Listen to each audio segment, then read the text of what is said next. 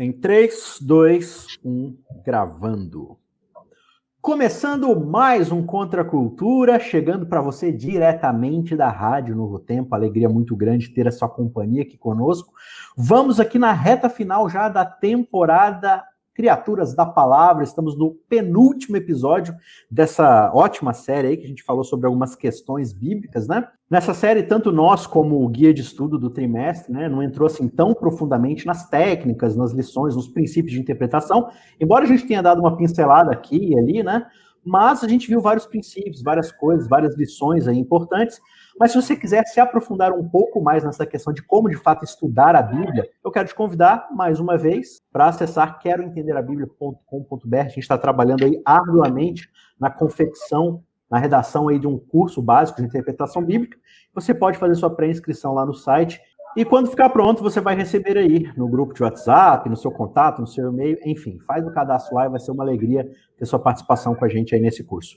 Vamos então para o nosso penúltimo episódio dessa série Criaturas da Palavra, e esse 12º episódio se chama Level Hard. Sabe aquele nível difícil do videogame que você sempre tem problema? No caso do Super Mario, as fases de água tudo, né? Fase de água é chato pra caramba. Nossa, nem me lembro daquilo. Fica lá morrendo com o Super Mario toda hora, né? Fase de água é um negócio difícil pra caramba. E assim, hoje em dia, cara, sabe que os videogames, eles são feitos pra galera não se... Sabe essa geração Nutella? Não pode se estressar jogando. Não, pode. Oh, meu Deus. Tem que ser um nível assim que o cara tem um pouco de desafio, mas ao mesmo tempo, se ele ficar morrendo muito, ele fica estressado e não joga mais aí. Essa geração Nutella. Naquela época lá, você morria, você tinha que começar tudo de novo, né? E a emoção de zerar o Super Mario só com uma vida? Nossa, tá louco, né? Enfim, hoje em dia, cara, você volta praticamente no ponto que você parou ali para tentar 1 milhão de vezes, enfim. Essa geração tá muito difícil. Agora, quando a gente vai para a Bíblia, eu acho que não é demais a gente falar que a Bíblia tem certos levels hard, digamos assim, né? Tem umas frases, fases, versos, contextos da Bíblia aqui que oferecem um grande desafio pra gente. E às vezes eu me pego, sabe, bloqueado ali, tentando entender o que está acontecendo. E eu vejo muita gente tentando jogar um texto contra o outro, ou às vezes tentar interpretar de uma forma... Você percebe que a pessoa não está preparada para responder aquilo, ela simplesmente quer ter a resposta, né? Ela não quer descer do grão de arroz, né? Do seu orgulho ali para falar assim, olha, eu não estou entendendo isso daqui, realmente é um desafio, eu preciso estudar mais. Se tem uma coisa que é difícil a gente falar, eu preciso estudar mais sobre esse assunto, né? A gente tem todas as respostas do mundo e tal. E assim, graças a Deus que a Bíblia existe para confirmar o que a gente já acredita, né? Só que não, né?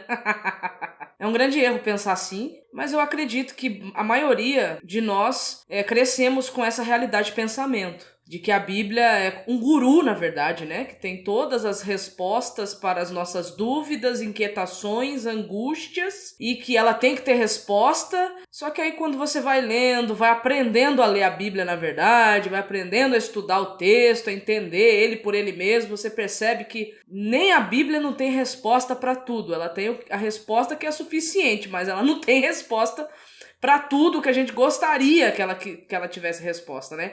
E é muito perigoso esse negócio de querer usar a Bíblia para responder tudo, né? Ela não tem o cosseno da tangente? Eu não gostava dessa matéria. Seno, cosseno e tangente, nossa, como eu sofri com isso. E pelo contrário, às vezes ela vai trazer perguntas que você nem sabia que existiam e agora você vai ficar igual aquele meme do... Pai, eu me conta um paradoxo antes de eu dormir. O pai conta um paradoxo e o menino fica lá acordado. Ele cai no sono, né? Ele fica... Isso, ele cai no sono, né? Às vezes a Bíblia traz perguntas, né? Que ela não apenas não vai ter todas as respostas, ela vai trazer perguntas que são mais difíceis ainda e a gente vai ficar se perguntando ali. Se a gente bobear, a gente não dorme à noite pensando nessas perguntas, né? Então, assim, o pior é que a gente, às vezes, perde o sono com coisa que a Bíblia nem se preocupa em falar. A Bíblia tem textos difíceis, tem tudo isso. Só que, às vezes, a gente dificulta umas coisas que a Bíblia deixa muito claro, ou então que a Bíblia nem se preocupe. A gente fica perdendo sono para saber, assim, como vai ser a vida dos salvos no tempo de tribulação, por exemplo. Que a Bíblia dedica muito pouco para falar sobre isso, mas a gente fica dificultando coisas que, né? Agora, a gente pega esses textos muitas vezes, e existe essa cultura, né, de realmente pegar textos difíceis dessa forma, ficar discutindo eles, e às vezes eles nem têm tanta importância no sentido isolado da coisa, né, e a gente deixa de fato de pegar textos que são claríssimos e se esforçar para entendê-los, aplicá-los bem, cumpri-los, viver de acordo com suas instruções, né? Eu acho que muitas vezes, sabe, é meio que um mecanismo de escape para a gente não lidar com as coisas que a Bíblia nos confronta, sabe? Tem tanta coisa na Bíblia claríssima, confrontando o nosso caráter, nosso orgulho, nossa soberba, nosso egoísmo, e a gente deixa essas coisas de lado porque a gente, de fato, não quer lidar com isso, né? E a gente fica achando picuinha, achando... Você pode perceber esse perfil de gente. Quando o cara quer saber o sexo dos anjos, se Adão tinha umbigo ou não, fica entrando só em picuinha, aquelas perguntas assim que ninguém sabe, que todo mundo discute a sexo, ninguém chegou a uma... E o cara só quer saber desse tipo de coisa, provavelmente a pessoa não quer lidar com coisas que ela precisa ser transformada, precisa ser confrontada, e é meio que uma forma de escape, né? Você lidar com isso, porque você não quer lidar com as coisas que o Espírito Santo às vezes está te chamando para transformar e tudo mais. Cara, é tão real isso que você tá falando, porque, assim... A Bíblia, de certa forma, ela tem a sua complexidade? Ela tem, porque é uma literatura diferente um pouquinho, né, das literaturas que nós temos hoje, né? Contexto, texto, cultura, época, sociedade, enfim, que ela foi dada primariamente, né? Isso tem que ser levado em conta quando você está lendo, fazendo a leitura de um livro, né? Mas, ao mesmo tempo, ela tem o seu lado simples, e não entenda simples por simplismo, que são duas coisas diferentes, né? Eu gosto muito do que o Lewis fala, né? Que o cristianismo é puro e simples, mas o simples não é simplista, né? O simples não é tão fácil, o simples é simples. Nesse aspecto que você está trabalhando aí, realmente a Bíblia, o lado simples dela é porque o fato dela de conter nela a maioria do gênero dela, por exemplo, a gente poder encontrar narrativa, a história você pode ler, você pode se identificar, você pode... ver naquele personagem, você pode se ver, você pode... nossa, ele fez aquilo, nossa, é uma tentação que eu passo também. A parte simples, digamos assim, da Bíblia, que você está mencionando aí, né, nessa questão, é que ela traz os ensinamentos, que é o que você disse, é para transformar a nossa vida, é para transformar o nosso caráter. Só que eu não gosto de admitir que eu sou uma pessoa orgulhosa, que eu sou uma pessoa mesquinha, que eu sou uma pessoa arrogante, que eu me pareço mais com o diabo do que com Jesus. Então, assim, eu prefiro, né, me identificar na Bíblia com aquilo que eu acho que eu sou, do que realmente encontrar a realidade de quem eu fui criado para ser, e eu não consigo mais ser hoje por causa do pecado, e qual é a experiência de vida que eu tenho que ter. Então, eu entendo que o texto bíblico, ele vem para promover isso, ele vem para promover um encontro, né, com a expectativa e realidade. Você está vivendo uma expectativa, só que existe uma realidade, né? Você precisa voltar para essa realidade aqui. E aí a Bíblia vai narrar como que é desafiador, né, você voltar para aquela realidade edênica, original, inicial, né, e você... tem que ter experiências, né? Você que está assistindo a gente aí no YouTube, coloca aí nos comentários se tem algum texto bíblico aí que você já leu, que falou claramente, o Espírito Santo falou claramente com você, e talvez você entendeu ali a mensagem dele para você, de ser transformado e tudo mais, e talvez você deixou isso de lado, não quis ser confrontado com isso, quis sair para outra. Conta aí sua experiência para a gente. Ou se você quiser também falar de algum texto que de fato mexeu com você e te transformou, a gente quer saber sua opinião, comenta aí embaixo. Lá em 2 Pedro, no capítulo 3, verso 15 a 16, né, o próprio Pedro ele vai falar acerca das Escrituras, reconhecendo, claro, né, os escritos de Paulo como palavra inspirada, como escritura, mas ele vai falar que ele mesmo tem certa dificuldade, às vezes, ou, né, para a maioria das pessoas, existem algumas coisas difíceis de entender, né? Ele fala assim, olha, ao falar desses assuntos, como de fato costuma fazer, né, Paulo, em suas epístolas, e ele, né, como se abrisse um parênteses aqui, olha, inclusive nas quais há certas coisas difíceis de entender, só que as pessoas ignorantes, instáveis, acabam deturpando essas coisas difíceis de entender, como também costumam deturpar o resto das escrituras para a própria destruição deles, né? Então, assim, a Bíblia, ela é um livro de salvação, mas eu acho que dependendo da postura de falta de humildade, de orgulho, né, de egoísmo, a forma como você encara a Bíblia e usa a Bíblia muitas vezes, pode também ser revertida para sua própria destruição, né, Vaned? Sim, é bom a gente destacar que a gente não é salvo pelo conhecimento correto. Claro. A gente é salvo pela graça mediante a fé. Uhum. Agora, é também importante dizer, porque a Bíblia mesmo diz isso, que um conhecimento falso acerca de questões fundamentais, de questões essenciais da fé, pode sim nos levar à perdição. É o caso do texto aí de 2 Pedro, né? Pedro fala que os ignorantes e instáveis deturpavam aquilo que Paulo falava, porque Paulo, de vez em quando, tinha coisas difíceis de entender. O pessoal até brinca assim que Pedro foi meio hipócrita, entre aspas, né, ao falar isso de Paulo, sendo que é de Pedro um dos textos mais difíceis da Bíblia, que é sobre os espíritos em prisão, né? De fato, a gente tem que reconhecer que há na Bíblia coisas difíceis de entender. Sim. Só que isso não significa que a Bíblia não seja clara. A Bíblia é um livro claro, né? A gente parte desse princípio, principalmente desde a Reforma Protestante, quando os reformadores falavam sobre a perspicuidade da Bíblia. A gente falou isso aqui num outro episódio, acho que com o Bruno, eu acho. Sim. E a Bíblia é clara, né? A Bíblia interpreta a própria Bíblia. E para isso acontecer, ela precisa ser clara. Agora, os textos difíceis existem. A gente não deveria se impressionar com isso, porque a gente tem que entender que a gente está distante do texto culturalmente, muito distante, cronologicamente, milênios de distância. Sim. E moralmente também, né? Porque a gente é finito e pecador. E aí, às vezes, a Bíblia, voltando para aquilo que Mara começou falando, né? E você, Isaac, a Bíblia muitas vezes vai ir contra aquilo que eu quero, que eu penso, né? E a maioria das vezes, né? Exatamente. E esses textos vão ser difíceis para mim. Eu, muitas vezes, vou ter que ler a Bíblia contra mim mesma, contra ideias preconcebidas que eu tinha, contra coisas que eu gostava e que eu gosto. Então, assim, eu diria que um pouco mais do que muitas vezes. Se bem que, assim, quando você nasce de novo, o Espírito vai transformando seu coração e vai deixando você cada dia mais em conformidade com a vontade de Deus, né? Isso é verdade também.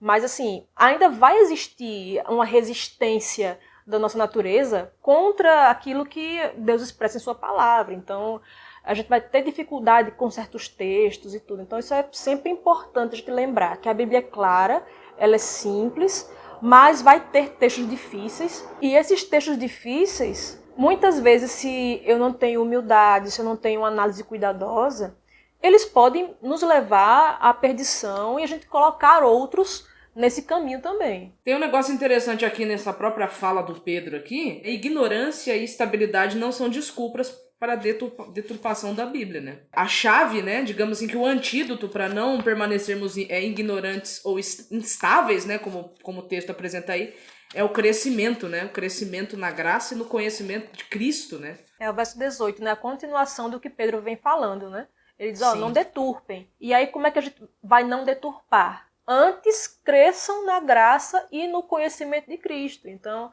a gente precisa crescer nesse conhecimento. Para que a gente não deturpe esses textos, a gente não pode se acomodar. A gente não pode ficar assim, esse negócio de conhecimento é para gente intelectual, é para gente que é teólogo profissional. Não, a teologia é para todo mundo, todo mundo é teólogo. O conhecimento de Deus é para todos, né? É claro, a questão é se a gente vai ser um teólogo que honra a palavra de Deus ou um teólogo que não honra a palavra de Deus, porque seja teólogo formalmente ou não, todo mundo vai lidar com a teologia, né, em algum nível. É tipo a pessoa que fala assim, né, não, culinária é para profissional, então nunca mais eu vou comer na vida. Não faz sentido Todo mundo precisa comer. Aí é como você pega assim e diz assim, eu não vou ser piloto de Fórmula 1, piloto de testes, então nunca vou dirigir um carro, nem vou andar num carro na vida. Eu não sou ninguém que mexe com tecnologia da informação, então nunca vou mexer num celular na vida, porque isso aí é para profissionais. Ninguém pensa nisso para coisas que a gente acha que de fato são úteis, né? Como andar de carro, como usar um celular, porque vai depender do grau de valor que a gente dá àquilo. Se a gente dá valor àquilo, a gente vai dar um jeito de tentar pelo menos o mínimo para a gente conseguir ter algum entendimento daquilo. Todo mundo, tem um cara que ele fala assim, que todo mundo é nerd naquilo que gosta. Tipo, é verdade. Sei lá, a dona de casa, que, sei lá, ela gosta muito de novela. Quando você vai perguntar para ela sobre novela, ela sabe tudo dos personagens, da novela que teve em tal ano, sabe tudo. Então todo mundo é especialista naquilo que gosta. Se a pessoa gosta de cozinhar, ela vai ficar boa nisso. Se ela gosta de costurar, ela vai ficar boa nisso, né?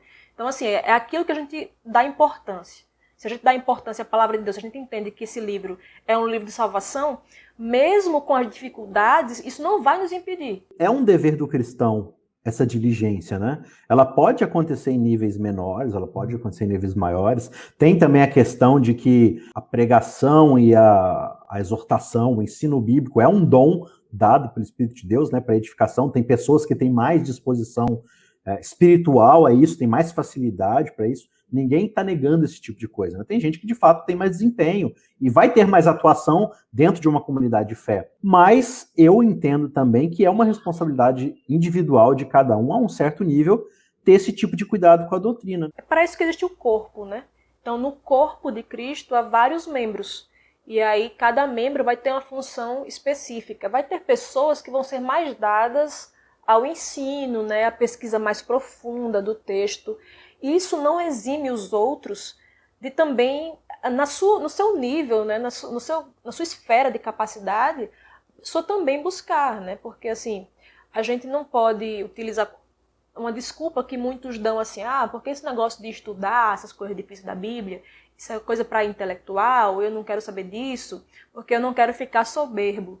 Só que a soberba muitas vezes se manifesta de formas diferentes. É você achar que só quem é soberbo é o rico, o pobre não é soberbo. E você acha que tipo, a pessoa é mais pura porque é pobre, ou porque é humilde intelectualmente, porque não teve uma instrução escolar mais elevada. Só que a soberba está no coração humano, independente do ser humano. Ela está ali. Então a soberba pode se manifestar justamente na falta de vontade, assim, de interesse de estudar. Porque a pessoa acha que ela se basta. Acha que não precisa. Não precisa sair não, esse negócio de estudar, isso aí e tal. Então, a pessoa que fala assim, ela se acha muito. Claro que é possível você ser soberbo por causa do seu conhecimento. É possível, isso é um perigo que a gente corre e tem que ter muito cuidado com isso. Mas se uma pessoa é soberba por causa do conhecimento, imagine a pessoa que acha que nem do conhecimento precisa. Então, essa assim, é uma soberba ao seu modo, né? Então a gente tem que ter cuidado com isso. Uma coisa que eu tenho aprendido, né? Eu tenho lido Daniel, né? Porque eu tenho estudado Daniel com algumas pessoas nessa época de isolamento, né? Só que eu não estou usando nada pronto, eu estou usando tudo pronto, o livro de Daniel, né? E a gente está lendo e está deixando o próprio texto trazer as informações que o texto tem para trazer. E é interessante porque você fazendo assim, você consegue até fazer correlações de textos, mas de fato são correlações responsáveis entre os textos. Porque são textos que realmente têm ligação um com o outro, né? Historicamente falando, contextualmente falando. Então isso é interessante. Isso é um exercício. Não é para algumas pessoas talvez não seja fácil, né? Ou tão simples fazer isso. Mas é um exercício assim muito legal. E você, puxa vida, você vai deixando o próprio texto trazer as informações, o esclarecimento daquilo. Às vezes quando o autor não aborda tal coisa, é porque não era a intenção do autor abordar mesmo, né? É igual nos episódios passados, quando você trouxe o Edson Nunes, né, amigo?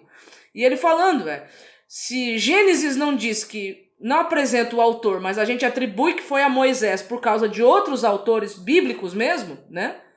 É porque não era interessante para aquela narrativa em Gênesis apresentar o autor. Ele queria apresentar outra coisa, ele não queria apresentar ele. Esse é um exercício que a gente tem que fazer. Deixar o próprio texto dizer a que veio, né? Deixar o próprio autor trazer as ideias que ele quis passar. E comparando com as nossas próprias ideias, porque também não tem como a gente ir cru, né, pro texto, porque a gente já tem pressuposições, já tem... Comparar com a ideia de outras pessoas que também são estudiosas e piedosas na palavra de Deus, né? Olha, eu interpretei isso aqui, me ajuda, né? Tipo, será que é isso mesmo? Qual que é a sua opinião sobre esse texto? É para isso que a gente tem programas como a Escola Sabatina, né? Pra gente discutir, debater. O problema é que hoje a gente transformou a Escola Sabatina num segundo sermão, né? É mais uma pessoa que vai até lá na frente para fazer um discurso, em vez da gente sentar em roda, em grupo, em comunidade, e falar, olha, eu li esse texto aqui, eu entendi isso. Você entendeu a mesma coisa? Se não, o que você entendeu? Por que você chegou nessa interpretação? O que isso mudou na sua vida? Que aplicações você tira para você? A gente precisa se fortalecer mais como comunidade, né? Como uma comunidade, digamos, hermenêutica, digamos assim, né? Nos instruímos uns aos outros na palavra, né? A questão que você falou aí de a Escola Sabatina às vezes vira um sermão, um segundo sermão, ou às vezes também vira um festival de pitaco. Não sei se vocês têm essa palavra aí. Sim, nós temos. Né? Muito só comum. O que eu tenho assim de palpite. Tudo bem, você pode colocar assim a sua percepção. Isso não é... Agora, a questão é que você muitas vezes utiliza a escola sabatina não como uma escola mesmo, que eu estou ali para aprender. Não, eu estou ali para dar o meu pitaco. Então, eu não quero saber do texto, que o texto fala.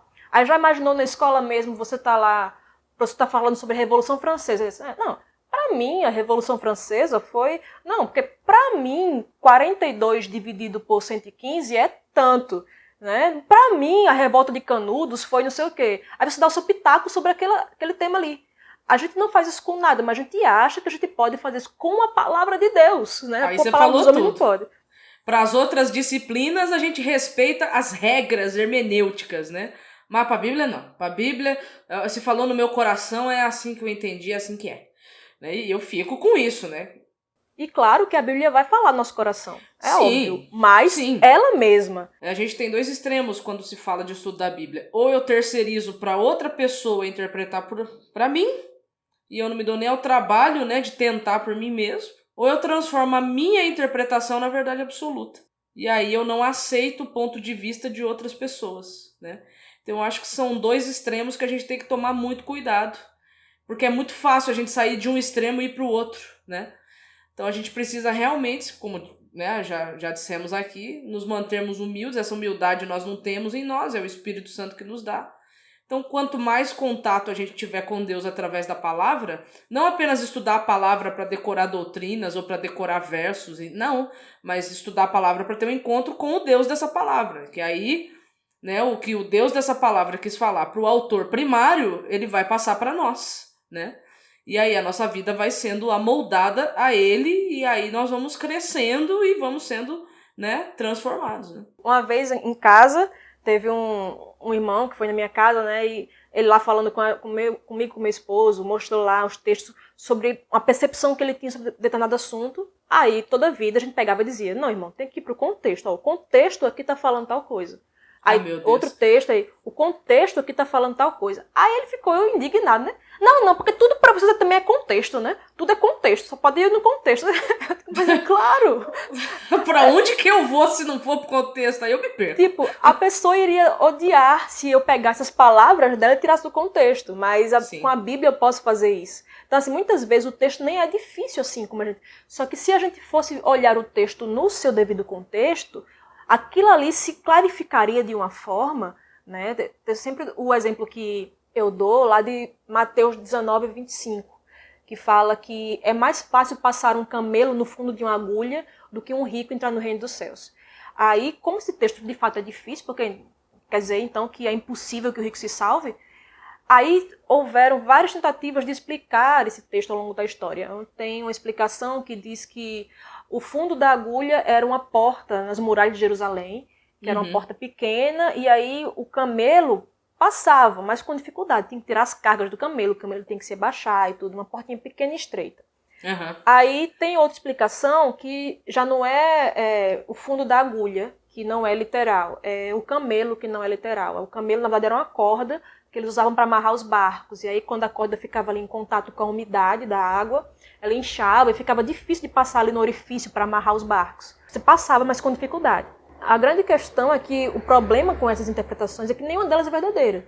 Elas foram dadas apenas para fugir da dificuldade do texto de Mateus. Porque o que Jesus está falando ali é exatamente que é impossível que o rico se salve. Jesus quis dizer exatamente isso. Quando você vai ler o texto abaixo, você vê que os discípulos ficaram com essa mesma dúvida que a pessoa fica. Opa, então o rico não pode se salvar? E os discípulos tiveram essa dúvida e perguntaram a Jesus. Às vezes a gente fica assim, rapaz, se eu tivesse condição de estar lá para perguntar a Jesus.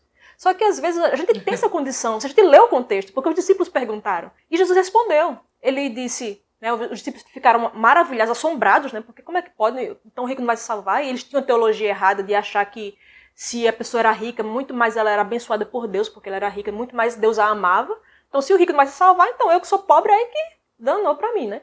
Aí Jesus responde, isso é impossível aos homens, mas para Deus tudo é possível. Então, assim, a dificuldade do texto vai embora, simplesmente você lê 2 versos abaixo. A gente tem que ter cuidado, a gente tem que ter um zelo, né? A gente tem que ter uma honestidade, uma sinceridade, uma humildade para interpretar esses textos, porque senão a gente pode estar no caminho da perdição, porque a gente, antes de tudo, é soberbo para que a gente querer parar, estudar, para aprender e muitas vezes desaprender, que isso aí também tem muito, eu sempre aprendi assim, agora eu não quero mais saber de nada, eu já sei de tudo já. E tem muita coisa que a gente precisa desaprender, né? Na forma de a gente estudar a Bíblia principalmente. Então assim, pedir, né, para o Espírito Santo nos dar humildade, não só porque ele nos dê o conhecimento do texto, mas que ele nos dê humildade de nos sujeitarmos, de a gente ter essa postura de sujeição à palavra de Deus, deixar a palavra falar e não trazer nossos pressupostos para a palavra, não querer que a palavra corrobore aquilo que a gente já pensa, não querer usar a palavra para vencer debates, mas para que a palavra nos vença, que a palavra nos convença, que a palavra nos derrote, sabe? A gente tem que parar de ficar sempre querendo derrotar os outros na Bíblia. Não, deixa que a palavra vença a mim, sabe? Porque eu preciso disso, eu preciso que a palavra de Deus me confronte. E às vezes os textos que são muito difíceis vão ficar mais claros, porque às vezes eu não quero dar meu braço a torcer. A gente precisa deixar que a palavra de Deus nos confronte e nos mate, sabe? Todos os dias, mate nosso velho eu, para que a gente possa ser mais parecido com Cristo. Né? Encontrou um texto muito difícil, não está entendendo? Coloque ele de lado, ore a Deus, ao Espírito Santo, converse com outras pessoas, mas não deixe esse texto arruinar, digamos assim, de forma psicológica na sua cabeça, todo o resto da Escritura que está lá disponível para ir te transformando dia a dia, buscar aplicações corretas para ir te transformando, né, cada vez mais e mais semelhança de Deus, no trato com o outro, no serviço cristão e tudo mais, porque a Bíblia ela é muito vasta, está cheia de vastas lições para nossa transformação, para nossa edificação, para aprendermos das doutrinas divinas, né? Então não deixe de estudar a Bíblia por desânimo de algum texto que talvez tirou o seu incentivo, né? Busque ajuda, leia mais sobre o assunto, busque outras fontes, né? Comentários, converse com seu pastor e tudo mais, mas não desanime no estudo da palavra de Deus, porque eu tenho certeza que quanto mais você estudar, mais você vai ser abençoado, desde que você tenha uma postura de humildade e submissão ao Espírito de Deus para ele ir transformando sua vida. Então eu convido você a acessar youtube.com/cristãoscansados, se inscreve lá, ative as notificações, porque tem muito material extra aqui que vai sendo conversado que não cabe aqui no episódio da rádio, né? Então você pode se inscrever lá e ir recebendo durante a semana alguns drops, alguns trechos aí da conversa que acabou não indo pro compilado, e você vai ter material fresco aí, inédito, todo dia da semana aí. Beleza? Se inscreve lá, a gente se vê na semana que vem. Fique com Deus, um forte abraço, tchau, tchau. Olá, se você é cristão, provavelmente você acredita que o estudo da palavra de Deus é algo essencial na caminhada cristã. Ler, estudar e aplicar corretamente a Bíblia em nossa vida é tão importante para o cristão quanto é para o ser humano respirar e comer. É justamente pensando nisso que a equipe do Cristãos Cansados e do Contra a Cultura resolveu fazer um curso todo especial e completo para ajudar você nessa jornada. Não perca tempo e faça agora mesmo seu pré-cadastro. Ao fazê-lo, você vai receber imediatamente um e-book gratuito já com dicas de como estudar a Bíblia. Acesse queroentenderabiblia.com.br, coloque lá seu nome, seu e-mail, seu WhatsApp e você vai fazer a pré-inscrição para receber todo esse material quando ele estiver pronto. Fique com Deus e até mais.